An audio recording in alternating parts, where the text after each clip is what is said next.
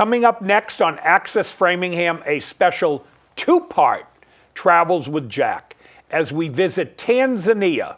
We'll begin with the exciting adventures of Chris Petrini. Stay tuned.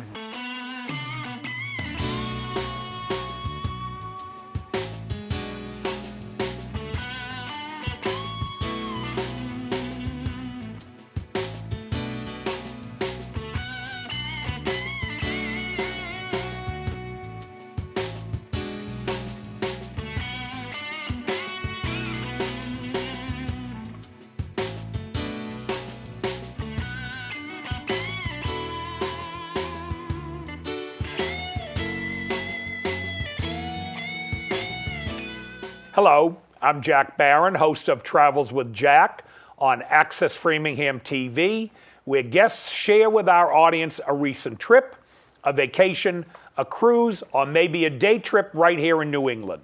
You'll see their photos and hear about the exciting places they have visited. Today, I am very pleased to welcome back Framingham attorney Chris Petrini.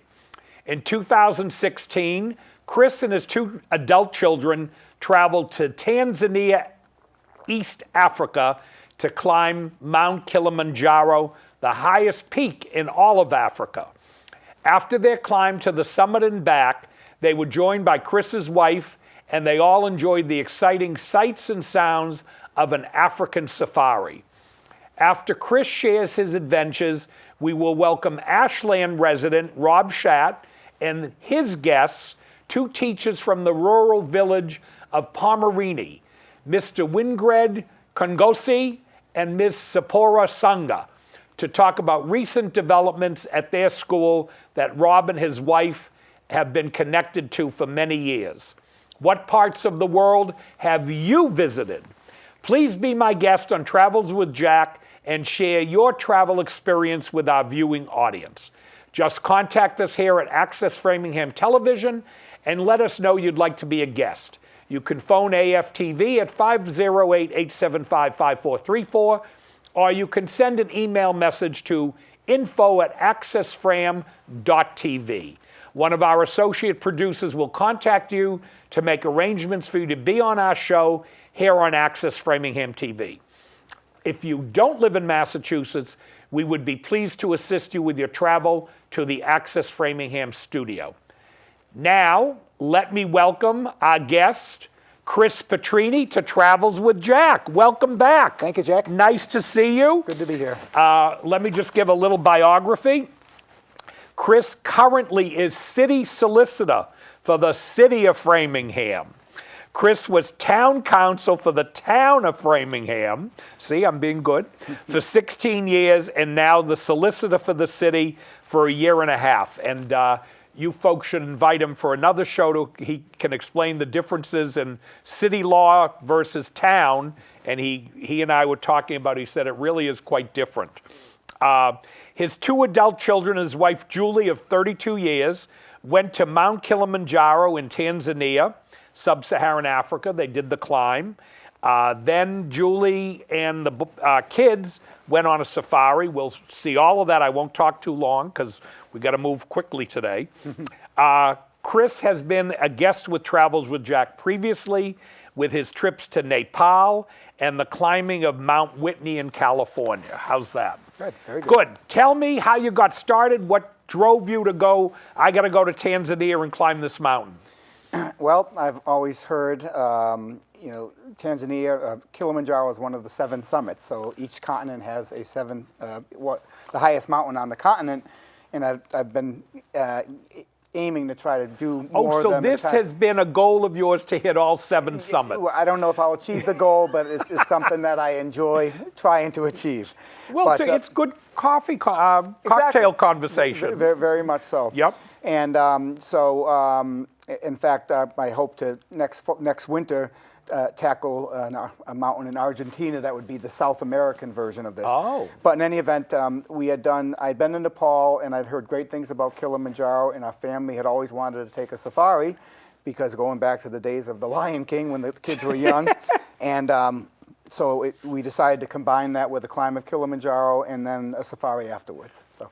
Beautiful. Yeah. Argentina you'll like, by the way, if you go. Yep.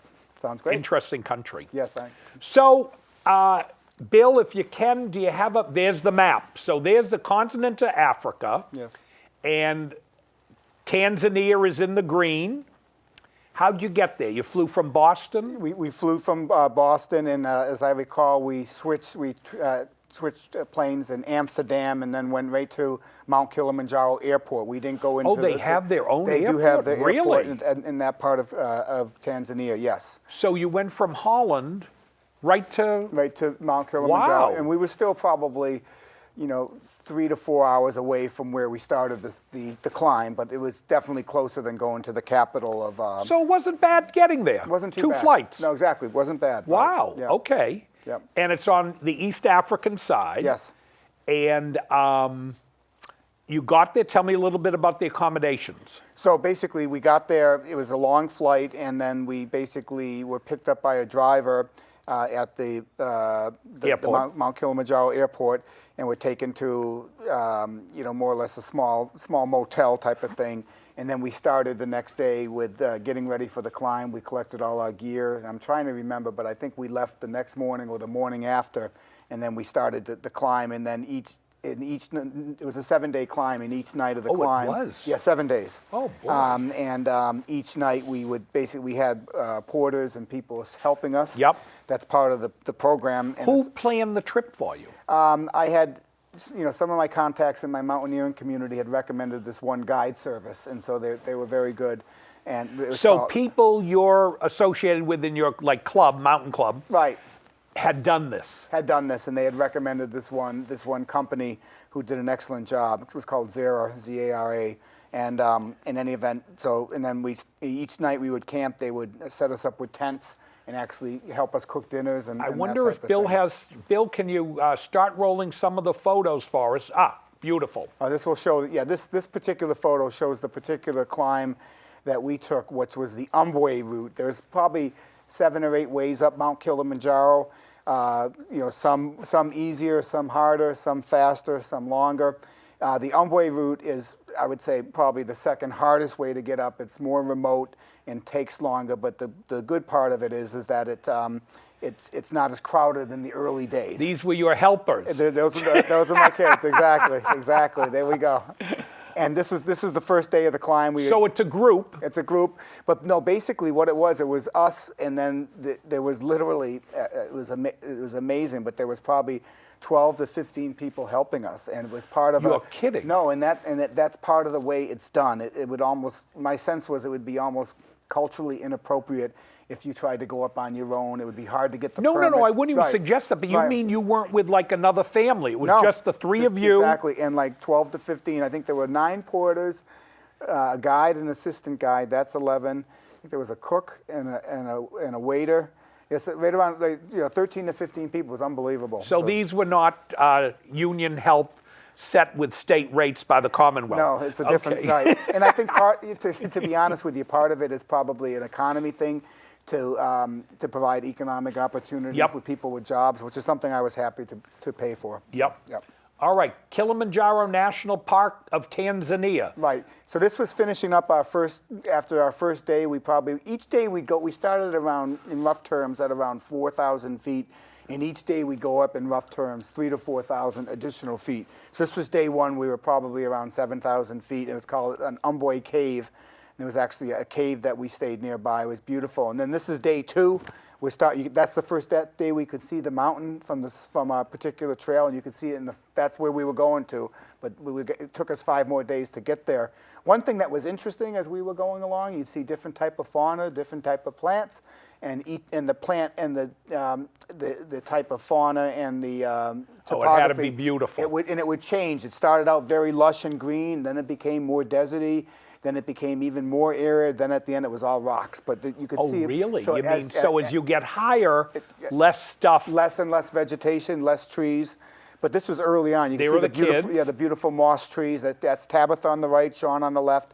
Yeah, Tabitha's pursuing an acting career in L.A. right now, and Sean's at his first year of law school at Boston College now. Oh, really? Yes. Oh, he's at BC Law. Good for He's- him. Yep, definitely. And how does she like living in Los Angeles? She's doing well. She's had a couple of good parts, but she's still trying to hit it big. But she's doing a great job. Okay. So, yeah.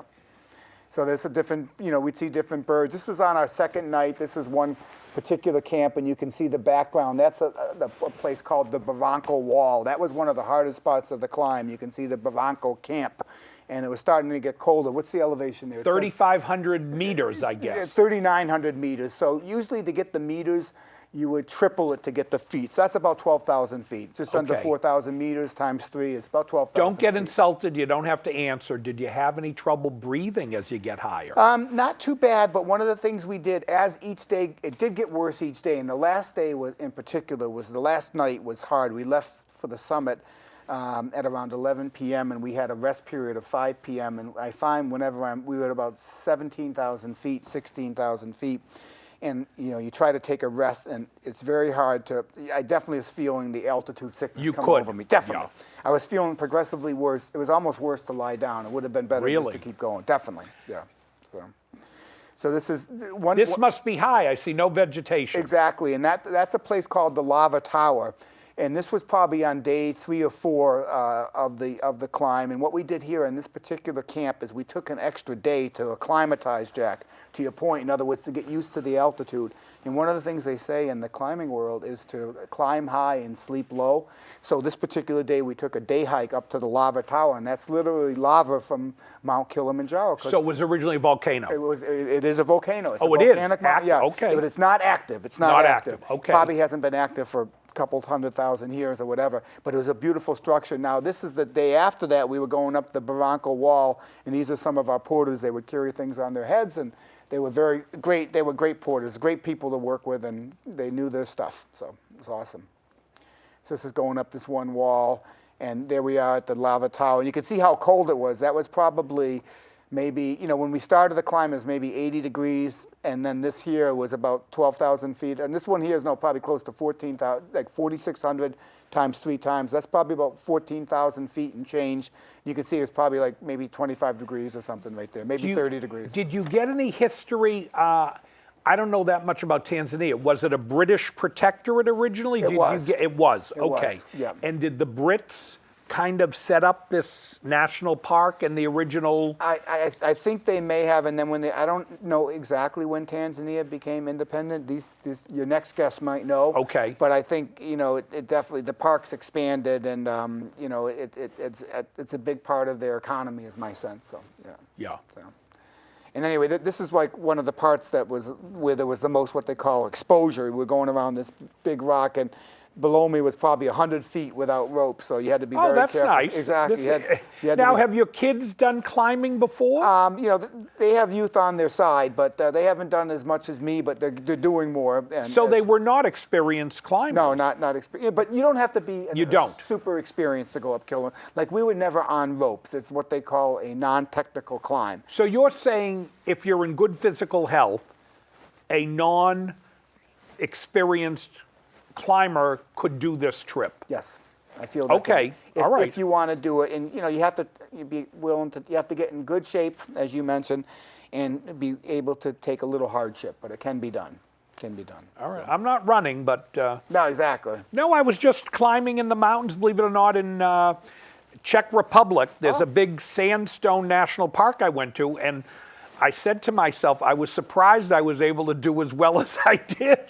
But this one, I'm not ready for. Okay. All right, we'll move on.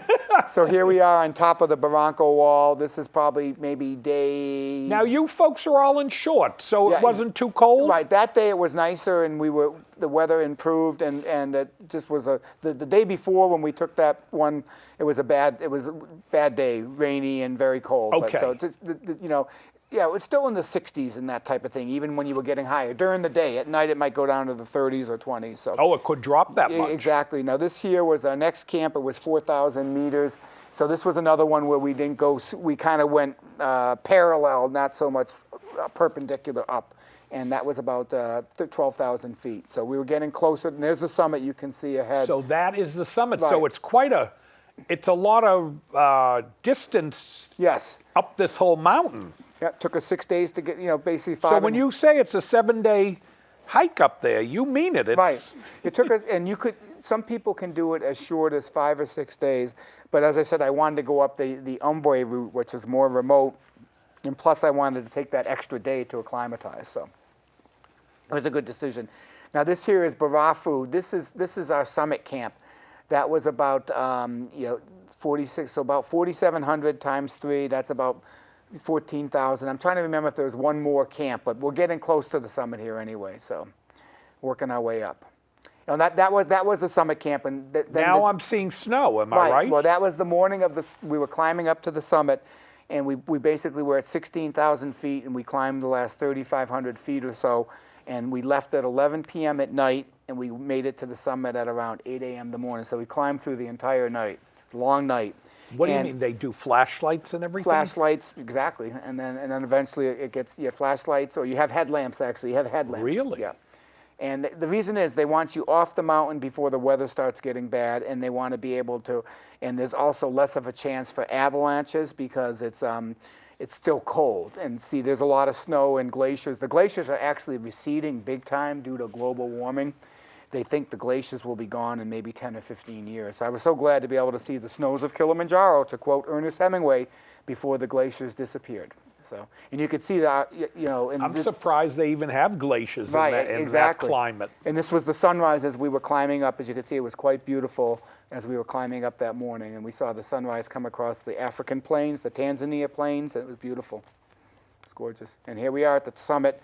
Congratulations, exactly. You are here. You are here, and yeah, 19,341 feet. So that's as high as I've ever been. And if I do this Argentina climb, which is Mount Aconcagua, which is the highest mountain in Argentina, that's 22,400 feet, plus or minus. So it's about 3,000 feet higher. So probably the same situation with cold weather and... Exactly. And you have to be prepared. And that one is a lot longer. That's like a 3-week. Did the kids say they wanted to go with you? My son's going to go with me. I think my daughter is busy with work, but we hope to go back to Nepal in a couple of years. Just her and I. So, okay, yeah, wow. Exactly. So, yep. Now, do we have more? Yes. Okay. So I think we may have, this is the morning we finished our climb, and they actually they sing a song as you're finishing, but basically to congratulate you for doing it. This is the morning we were leaving after we were on our way off the mountain. They did a really fun song. I don't know if Bill got that, and I think they did. Oh, look, we got a video. Yeah, and I don't know if we can hear the song. Bill, are you able to?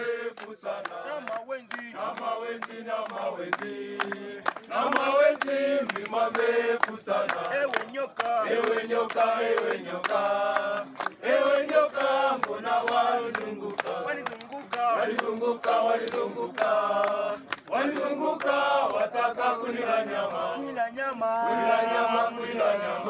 Hey! Kunila nyama, mbona walizunguka. Oh, I don't know. Can we get that? I want to see the video again. Is there, Bill, is there a chance? No, he laughs. All right, let me see what other photos we can have so Chris can move me along here with the trip. Okay. This is very exciting. Yes, though. And there we are just finishing the trip as we made it down. That was day 7, and there's our guides and basically saying, congratulations, bon voyage. So the summit was 19, what I found interesting is the summit's about 19,300 feet, and then we basically went down like almost 10,000 feet in a day. So going down's easier. A lot easier, but it was still a lot of. You got to be terrain. careful. You do, because I actually fell 3 times coming off the mountain, which I don't usually do, but I was so exhausted. Yeah, I just went down 3 times, just like slipping. I don't want to tell you, but you're not 18. Thank you. Now, let me ask you this: did you see about how many groups would you say they do in a week or whatever? That's a good question. There was the morning of the summit climb, I'm going to say we probably saw, 10 to 12 other groups going up the mountain. Okay. And, they tended to be larger group. We had the smaller group, which was kind of nice because my kids and I, we both, I'm sure they could have went faster than me, particularly, my son, but my daughter was moving well too. But some of the other groups, you're only as fast as your slowest person. So we had a nice rapid response team because we were a smaller group, so it was good. Yeah. Oh, so in other words, if I was there, I usually would drag in the back. I'd hold up everybody. Depending on, you could be they possibly holding us up. They might send me back down. Exactly. All right, Amani Africa. So that was the name of the tour guide company that did our safari, actually. So I just found it interesting that they happened to be up on the mountain. They were They had an ad up on the, okay. Not an ad. They had a group up there that they were taking up, but we used a different company. We used this company called Zero Tours, as I mentioned, who were excellent. But Amani did. And then now we're on to the safari. So just to summarize, we were on the climb for about 7 days, and the safari was about 8 days. Okay. And then 2 days of travel on day travel. So it's about an 18-day trip, just under 3 weeks. Which is smart to do because it's a long trip over there. You don't want to just go 3-4 days. Exactly. So on the first day of the safari, we went to a Maasai village school, and it was very nice. And we had a tour, and the kids were great. This was our particular tour guide, and they were showing us how they basically Maasai is an indigenous tribe of Africa, and they're basically self-sustaining. They have livestock, and they have an indigenous way of life. So it was kind of interesting. It was very interesting to go visit them for a day. So. And this is during our safari. One of the nights we went out for what they call a night safari, and we saw this particular cheetah. That was infrared light. That's a cool picture. So, yeah, I love it. There's a lion. So this is on our safari. We'd be in a safari vehicle, and they take us around, and different safari companies would communicate when there were wildlife sightings. And this is a pride of lions that we saw on our trip. So, and you can see they. Yeah, he seems to be very active. Exactly. The father there. Exactly. Yep. Were there any little cubs? Yeah, you'll see some cubs okay. as you're coming. And there's a zebra. Yep. So we saw beautiful, all kinds of. It was amazing. Some of the wildlife we saw. Oh, it's a beautiful trip to safari. It is indeed. Yep. And one of the things I liked about it is, unlike the classic American zoo, we were in the safari vehicle, but these guys were in their natural habitat, just going about the savannah, and it was you had hippopotamus we had hippos, also on the same trip. And what our guide said is actually hippos, of all the animals, can be some of the most ferocious and dangerous. Oh, yeah. Even worse than lions. They're very protective, et cetera, and they're strong. So stay away from the hippos. This is my favorite picture. The leopard? The leopard. I took that. That was probably 50 feet away in the tree. And my safari guide helped me with his camera, and I got that one photo. I love that photo. Yep. It's my favorite, actually. And then one of the highlights was they call it the Great Crossing, or the wildebeest crossing, the Great Migration. And you'd see these wildebeest, a form of wild animal, kind of a cross between almost like a horse and an antelope. But they just go back and forth across that. Where they were crossing from was in Kenya, actually, Jack. And they'd cross back and forth to Tanzania, but it was a remarkable thing to see. And what would happen is they'd keep crossing, and they'd follow each other like lemmings, and you'd see dozens of them die because they couldn't get up. Really? Couldn't get up over the shore. They drowned? They drowned, basically, and you'll see some pictures. And we do have some live video that I don't know if we're going to be able to reproduce it. But see the ears pointing up. Those ones just went down. That one's Just recording. That guy might be. Yeah. That's great. Oh, that guy's gonna go down and watch this one. I'm keeping my eyes on this. I see them. They're all going under. It's like probably 10 or 15. I've seen like 5 to 8 go down already. God bless you guys. Get up there.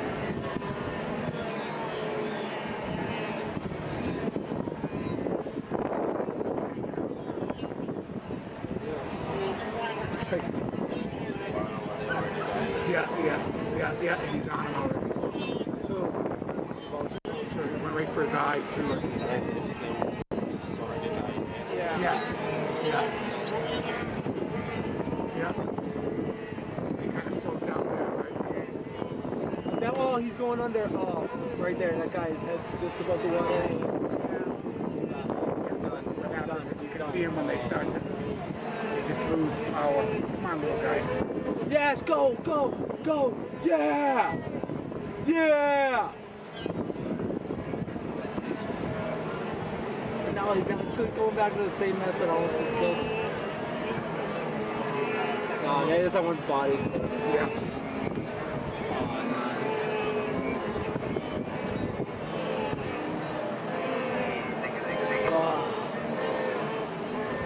Smell it. So, yo, you can smell the death for sure. Exactly.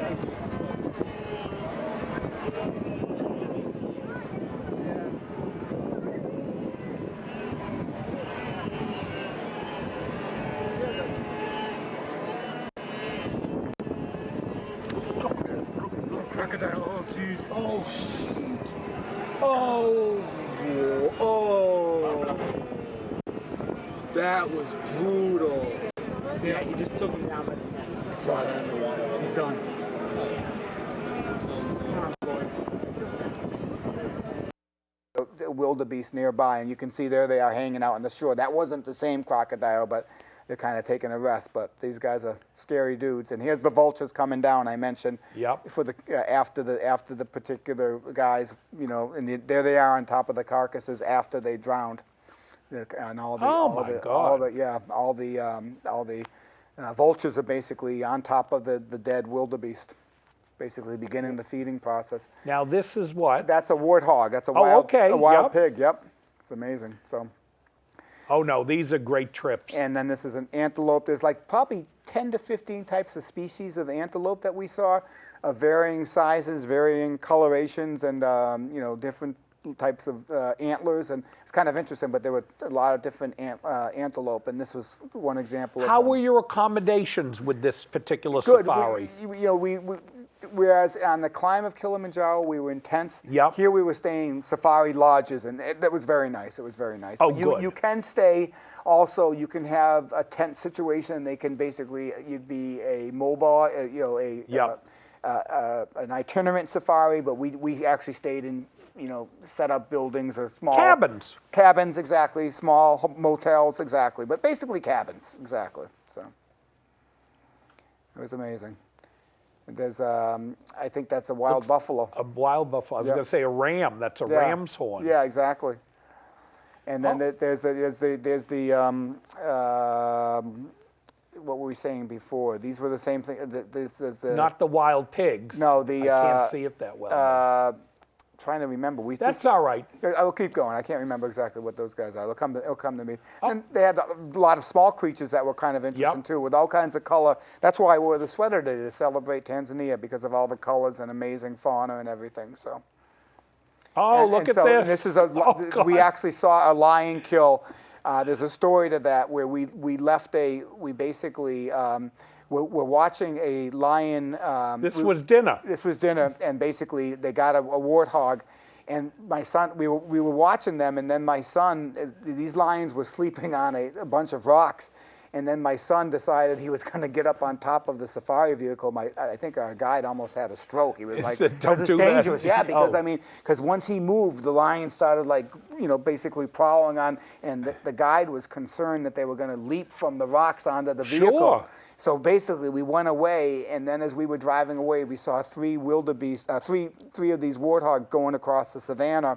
And only so- two made it. Only two made it. So I think we feel some indirect guilt that we don't know it for a fact, but it's possible. No, my son they may were have planning. They were planning. It could have happened anyway, Jack. That's how you have to look at it. But Oh, this you had beautiful elephants elephant. too. Exactly. Beautiful. Yeah, exactly. Oh, this really had a lot of wildlife. It was gorgeous. It was really gorgeous. So. Yep, and each day we'd do like 2 or 3 safari rides during the day, and at one point we took a balloon safari, which you'll see later on. Oh, where we really? We left All at right. like 4 in the morning, and then we basically got up in this hot air balloon and saw the savannah with all the different migrations from a hot air balloon. It was an amazing experience. So. Well, they do have a lot of stuff, Oh, look at the little baby elephants and everything. God, I'll tell you, I'm very.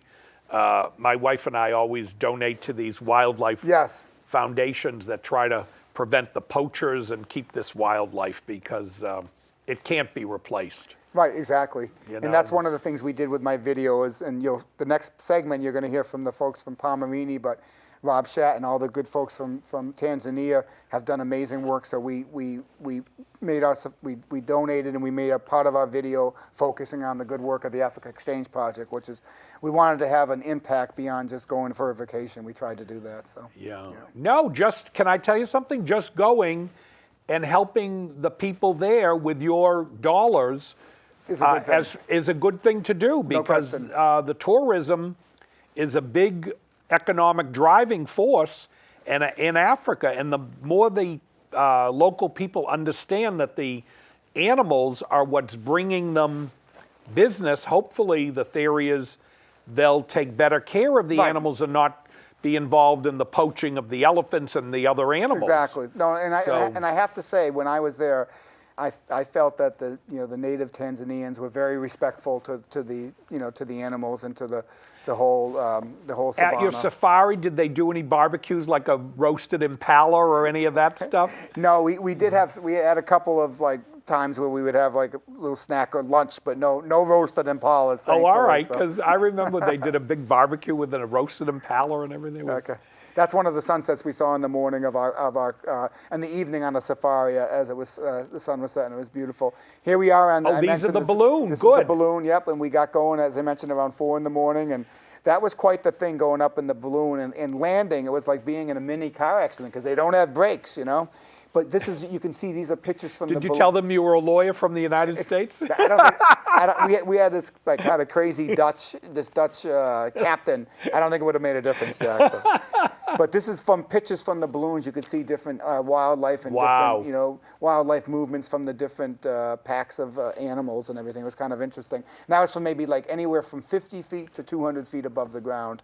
It's pretty amazing. We saw lions, we saw elephants, we saw all kinds of antelope, wildebeest, and that's a picture. So it was beautiful. I will tell you this. Argentina you'll like. Yes. You'll have to go to Buenos Aires. You'll have to see where Evita Peron is buried. It's a very interesting cemetery. Ricolito, I think. But it won't be as beautiful as this trip was with all the animals. Yeah, it was- These African safari trips are just amazing. Amazing. So this is one of the days you can see the gentleman with the gun. Part of our safari, we took a walk-in safari, but we literally had armed guards with us because they wanted to make sure we weren't going to have a problem with a lion or some kind of predator. So it was No, kind they of also want to make sure that other citizens there don't take advantage of exactly. you.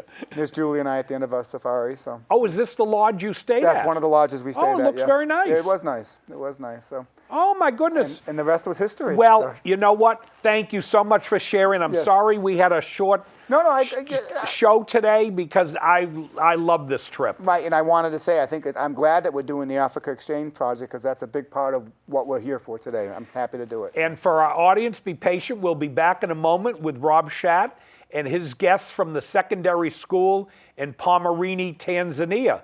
Stay tuned. Thank you, Jack. Good Oh, to see you. Chris, thank Wow. you. Yes. thank Good you. to see you, and Likewise. please come back with the Argentina trip. I'd love to see that. Take a look under your bed. Find stuff under there? What about jobs? No? Now try your closet. Still no jobs? Just more stuff?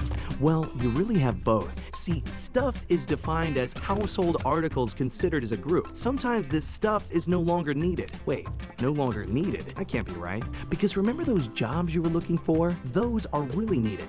And they're the stuff inside your stuff. Our job is to unlock those jobs. And it starts when you donate your stuff to your local Goodwill. Here's how we do it. When you donate to Goodwill, we sell your stuff to provide job training for people right here in your community. So just by teaming up with Goodwill, you help create jobs. And isn't that worth parting with the leftover keytar from your 80s cover band? Goodwill. Donate stuff, create jobs. Rob Schadt and his wife Maddie are frequent travelers to Tanzania, East Africa, where they work with their nonprofit organization, the Africa Exchange Project. They have visited Travels with Jack before, discussing their work there, installing freshwater wells, building schools, and supporting health care in rural villages in Tanzania. Beyond helping their rural village of Pomerini, the project features a cultural exchange of visitors back and forth from Tanzania and the United States. For this program, they have invited 2 teachers from the secondary school there, Mr. Wingred Kihongos and Ms. Spora Sanga, to talk about recent developments at their school and their current challenge, which is to build a modern science building in which they will be able to teach multiple science disciplines, including physics, biology, and chemistry. This, in turn, will raise the number of scientists available to help boost the economy and advance the society in this developing country. So now I have the pleasure of welcoming all of you to Travels with Jack. welcome. Rob, thank you for coming back. You're a great guest, and I always feel so excited with the good work you do, and I'm happy to have the show promote it. Great. So just a few notes for our viewing audience. Rob rejoins us. He and his wife are the executives with the Africa Exchange Program. They do wonderful work with their church and developing. They have a whole community in Tanzania, and they just, I guess, are trying to do everything they can to help that community grow and develop more and more. Joining him today, of course, as I mentioned, the two of the instructors from the Pomerini Secondary School. Wingred, could you tell me what you teach at the school? And then, Spora, I'll ask you as well. I teach chemistry and biology. Okay, and how do the students like the chemistry and the biology?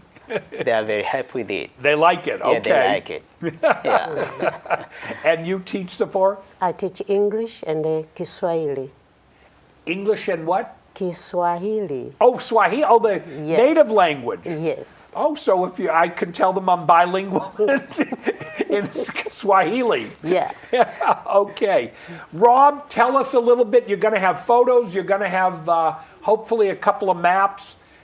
Tell me what's going on, the latest over there in Tanzania with your community project and all the great work you do there.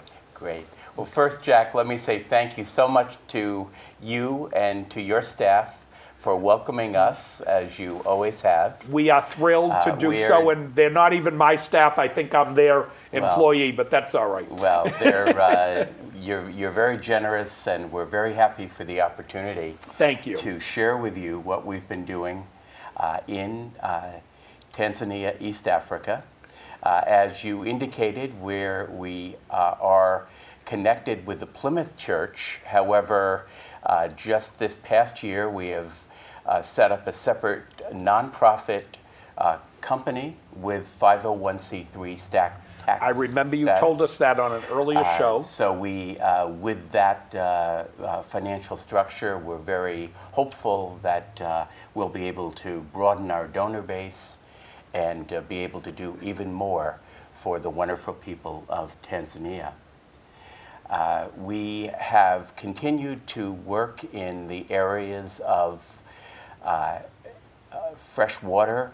Water is very scarce there, and clean water is very hard to come by.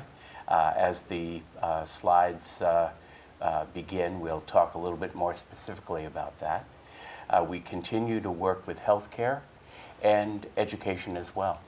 It sounds like the U.S. Congress, you know. They're still working on health care. They're still working on education. Right. And they should work on clean water. Right. How's that? Well, it's probably safe to say we work a little bit more cooperatively I than, think so. I think than so. our government does. But anyway, we've been Here's very, the map. very blessed. As Chris indicated in the earlier part of your show, Tanzania is in East Africa. It is about the size of Texas, if people wondered, how big is Tanzania? And if you were to think of Texas, it's about that size. Our area of work is in that red circle there.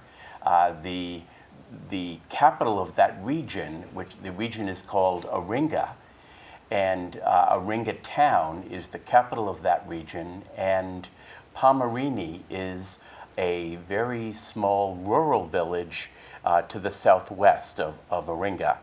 It's about a 2-hour drive over some pretty rough roads.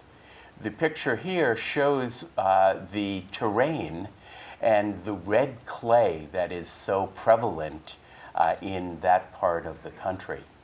It's primarily an agricultural society at this point, and children as well as adults are often employed in agriculture or in keeping of livestock of one kind or another. Also, it's a very colorful place. as I think you can witness by what we're wearing. And fabrics are found often. It's something that is a business for much of the economy is based on the fabrics and tailoring. Really, for this community? Yeah, well, for all of the communities of Tanzania, I would Really? say. I think throughout that culture, colorful fabrics are a very important way for the people to express their culture, and it's very joyous environment. Oh, no, all the clothes you've always shown us have been just beautiful. Oh, we got a video.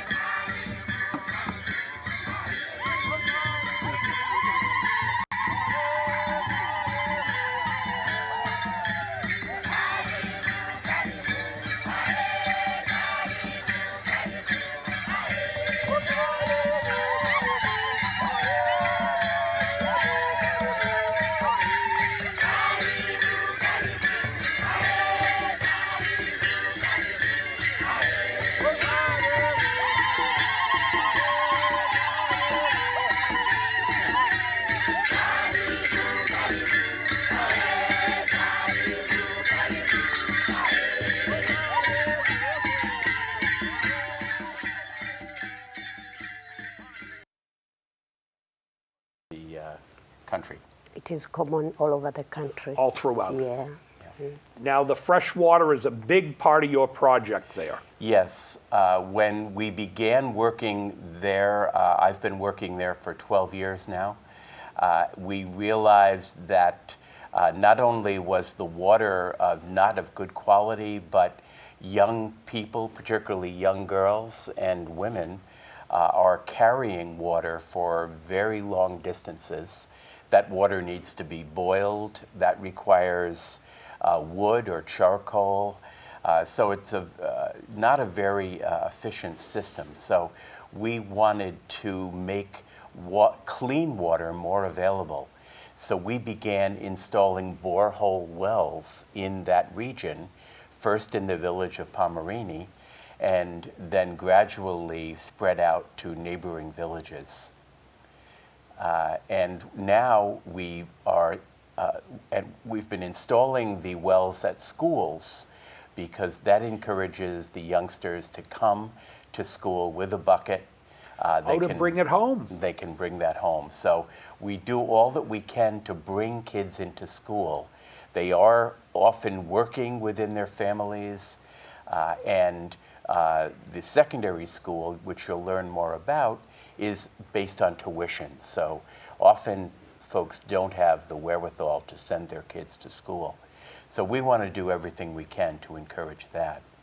We also have been working with healthcare for a number of years. There is a dispensary. It's the lowest level of care in a community in Tanzania, and it provides some of the basic services.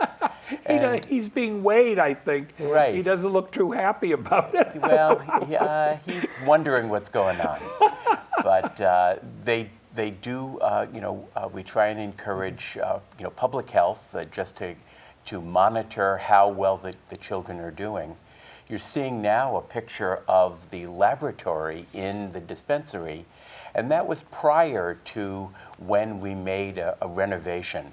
You can see, if you noticed in that picture, there's very poor ventilation, the windows, just the whole, not a very clean and sanitary environment, and the kinds of lab tests you might get there, you might think might not be that reliable. But now you can see what a lab that's been renovated looks like. It's got tile on the floor and on the counters, regular glass windows now, much better lighting and ventilation. So we're very happy about what we've been able to do so far. This is a picture of young mothers bringing their youngsters in for a weekly clinic where they get vaccinated, they get weighed, and they get evaluated so that What a cute little kid. and Is that grandma? That looked like grandma. no, she was a health worker. Oh, a health worker. Okay. Yeah. This is a young mom. Yeah. And the moms are often very young. But besides renovations and for pharmaceuticals, we provide medical equipment. And we're very happy with what we've been able to do, and we'll continue to work in that area. And now, probably the area that we'll speak most about during your show is what we're doing with education. You're seeing a picture here of the secondary school, but I also want to point out that we work in every level of education within this community. We built a kindergarten there about 14 years ago, and we still support that kindergarten. We train the teacher, we provide her salary, and these youngsters are the kindergartners that go to that school. There's also a primary school in the village, and that is a public school. In other words, it gets support from the Ministry of Education in Tanzania. And we also, because their resources are still very limited, we do provide support to the primary school as well. You may recall that a couple of years ago, Shadrach Norlingo was a guest on your Yes, I program. remember. And Shadrach is the headmaster of the secondary school. And when he was here, he spoke about the need for an administrative building that would help raise the profile of the school and also make the administration of that whole school much more effective. And we worked with Shadrach and the community to build this administrative block, which was dedicated only a few weeks ago. Oh, really? So it got finished. Yeah, right. And here are, There you are. Well, there's Spora. Yeah. The children before, just want to say before I hand it to Spora, that we have a scholarship program for girls.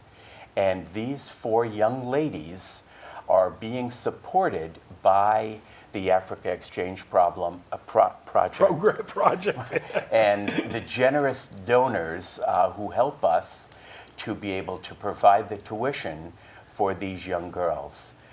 Again, if a family has a number of kids, they're more likely to send the boys. So we want to encourage girls to be able to go to school.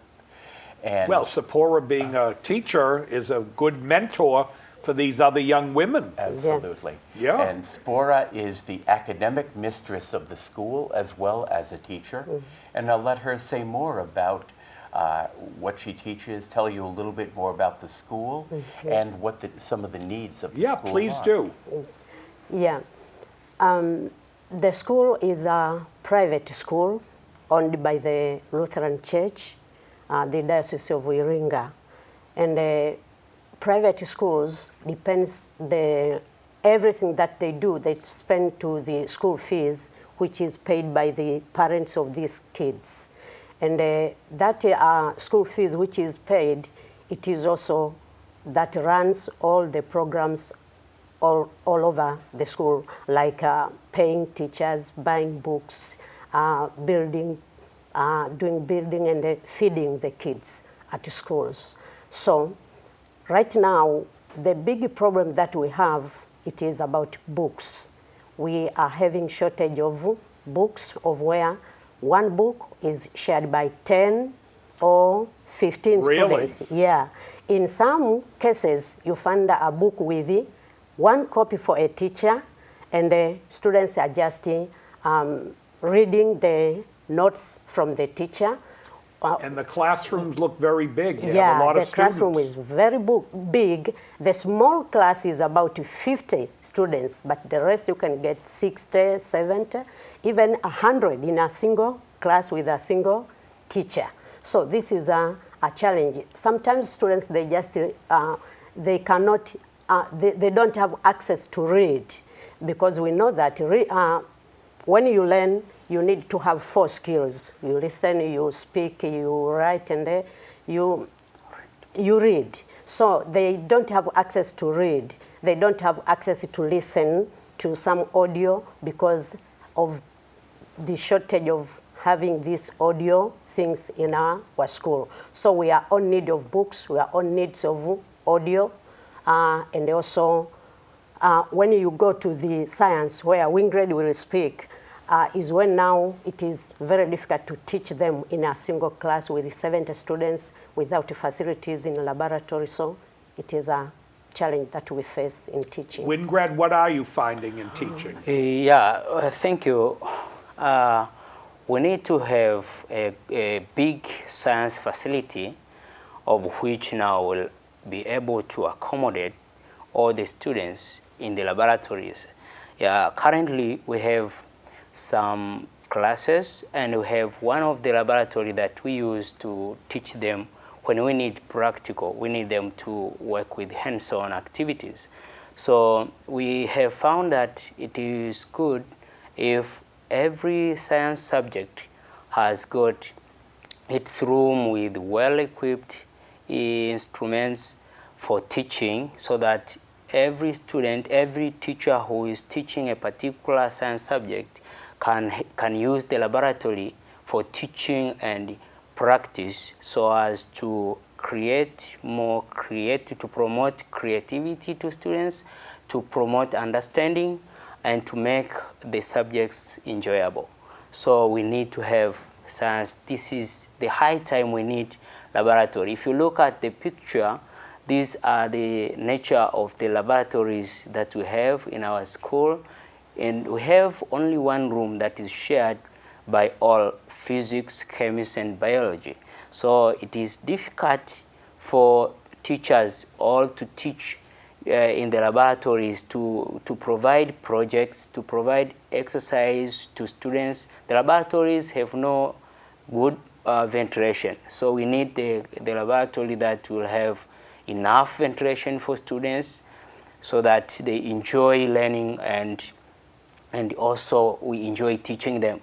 And also we need a laboratory which will have a good drainage system, water supply, electricity, and gas as well, so as to help us in all the activities concerning learning. Also the heating system of the rooms, storage rooms. As you can look at the picture, you see there is a very small store which we use to keep our equipment. So it is a high time now we need to have good laboratories which will help us, will help the students to like science subjects, to be creative in their learning, to understand, and will be proud to have made bigger scientists in our country. Currently the government is emphasizing and is attracting children to like science, because there are a lot of opportunities in science. Employment, we don't have enough doctors, enough engineers, and people of that kind. So we will be proud to be one of the schools that is producing people of that kind. So in other words, there's a big demand for your students when they get a little older. That Sure, is. your kind of country, you need a lot of doctors, Yes. just as you said, engineers, biologists, Yes. people to do blood tests for the medical. Yeah. Sure. Everyone you're showing me is happy. Rob, you don't have any miserable... No, they're delightful. Despite all of the challenges, the kids are very determined to learn. They're very serious students.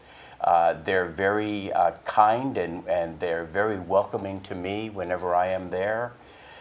They work hard. The teachers also are very hardworking people, and it even makes us more determined to give them the support that when combined with their own initiative and their own drive, that they'll be able to succeed, and that they'll be able to take this already wonderful society and build it up to be more self-sufficient, more healthy, more productive, And already it's a wonderfully, graceful and dignified country that we're just blessed to be able to have the opportunity to work with to these keep people. working with them. I'll tell you something. I hope you can use, maybe you can get rid of my picture, but some of the video you'll get from this show to show some of the different medical organizations here in Massachusetts. We have quite a few pharmaceutical companies that may have some interest in working Yeah. with young students in Pomerini when they see such nice instructors. Sure. And might be something helpful for you. Well, I hope so. And I'd like to say regarding the science facility that we're looking at about $80,000 US. Which to is not a build. lot of money. It's not a lot, but still for a small nonprofit like ours, we say to ourselves, if our dreams don't scare us, they aren't big enough.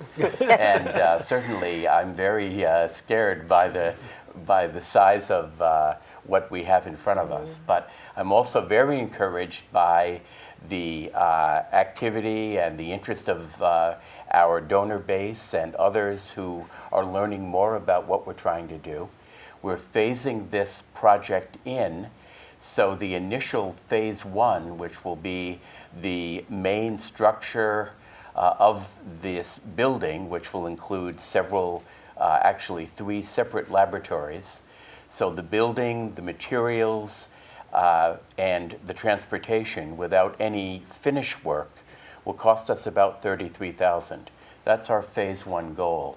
We have a phase 2, which would be to finish the buildings with furnishings and so forth, and then a phase 3, which would be to equip it with the kinds of modern laboratory equipment that would really help them to teach these youngsters and to be able to equip the society with the kind of expertise that it needs. I'm going to say thank you very much for sharing your time with us today on Travels with Jack. I'm going to wish you a safe return to Tanzania, Yeah, and I'm going to thank you. wish your organization lots of good luck to continue with the good work you all are doing, to continue educating these young people so they can be wonderful citizens for your country, for your community, for the globe. Thank you. And have a very, Thank you. Rob, thank you for coming. Thank you. Thank A wonderful, safe trip back. Thank you again. Thank you, Jack.